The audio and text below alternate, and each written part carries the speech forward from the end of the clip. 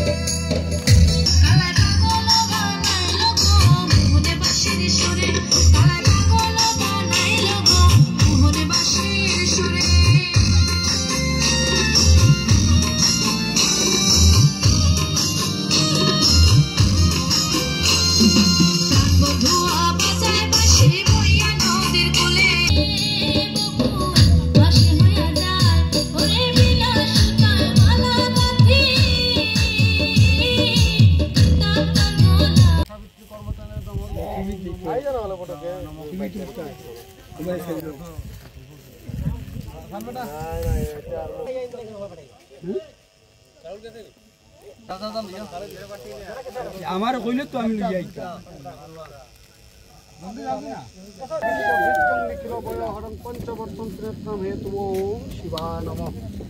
ओम नमस्ते वीरपक नमस्ते द्विपैचकेशाय नमः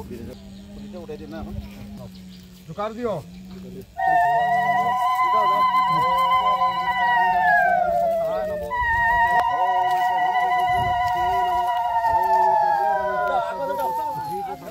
মাসে করে দিই নমঃ তোমার বেটা গুড়ি দাও মারো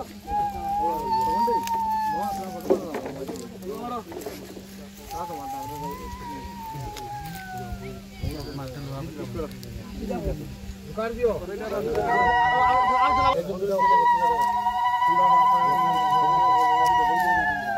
মারি দাও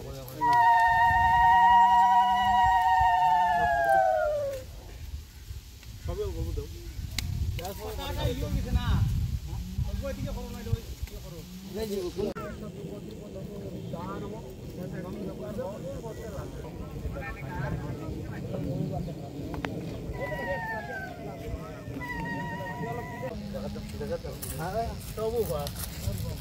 আমাৰ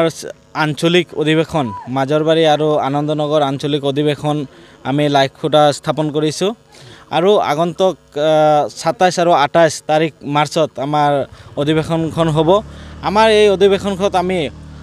অসমৰ বিভিন্ন জনগোষ্ঠীক আমি নিমন্ত্ৰণ জনাইছোঁ, তেখেতলোকে অংশগ্ৰহণ কৰিব আৰু এই অনুষ্ঠানৰ যোগেদি আমাৰ জাতিৰ যি বিভিন্ন সমস্যা আছে এই সমস্যাৰ ক্ষেত্ৰতো আমি আলোচনা কৰিম। সদৌ অসম বঙালী যুৱ ছাত্ৰ ফেডাৰেশ্যনৰ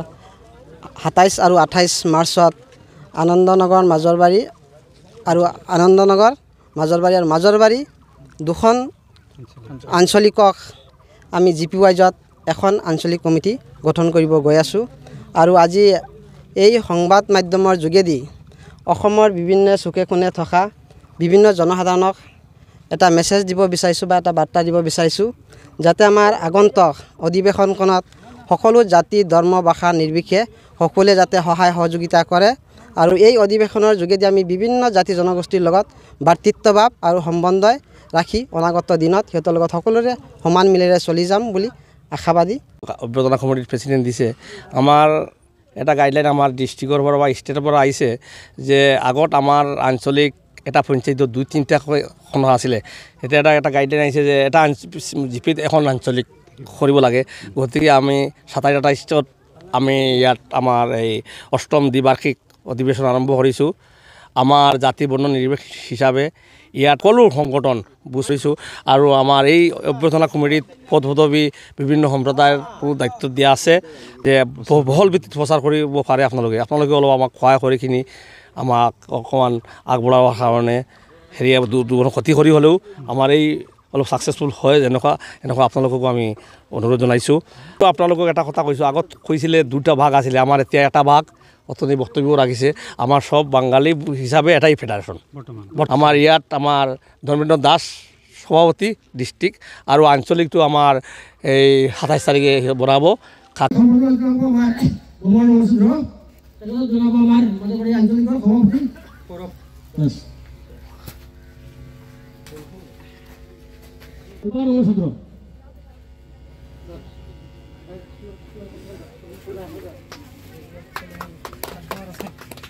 তাৰপিছত সম্বৰ্ধনা জনাব কুলেন্দ্ৰ নমস্কাৰ এইটো সম্বৰ্ধনা জনাব সুস্মিতা নমস্কাৰ লমিতা নমস্কাৰ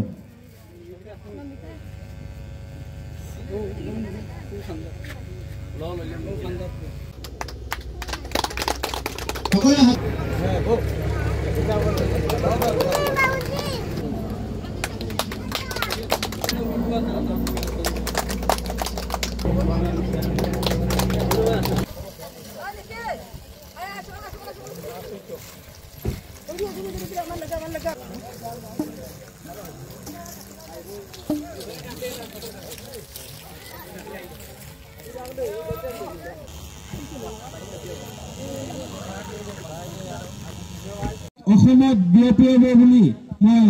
আশাবাদী কাৰণ মই দেখিছো এই অভ্যৰ্থনা সমিতিত আমাৰ বিভিন্ন জনগোষ্ঠী আছে আৰু বিভিন্ন জনগোষ্ঠী আমাক যি ধৰণে সহায় সহযোগ কৰি আছে সঁচাকে আমি হলাক ল'বলগীয়া আৰু সকলোৱে কষ্ট কৰি হ'লেও এই অধিৱেশনখন সাফল্যমণ্ড কৰি আপোনালোকে আগুৱাই যাব বুলি মই আশা ৰাখি মই শুভ বক্তব্য মই ইয়াতে সামৰণি মাৰিছোঁ ধন্যবাদ আজি কষ্ট কৰি আহিছে আৰু অহা 27-28 আপোনালোকক আমি ইয়াত পদাৰ্পণ কৰিবৰ কাৰণে অনুৰোধ জনাইছোঁ আমাৰ মই মুখিয়াল আমাৰ যুৱক আমাৰ শিক্ষিত বন্ধুসকল সকলোকে আমি অনুৰোধ জনাইছোঁ যাতে আমাৰ বাঙালী এই ফেডাৰেশ্যনৰ ছাত্ৰী হিচাপে আপোনালোকে যিমানো আঞ্চলিক এটা বুলি এটা গাইডলাইন আহিছে এই গাইডলাইন মতে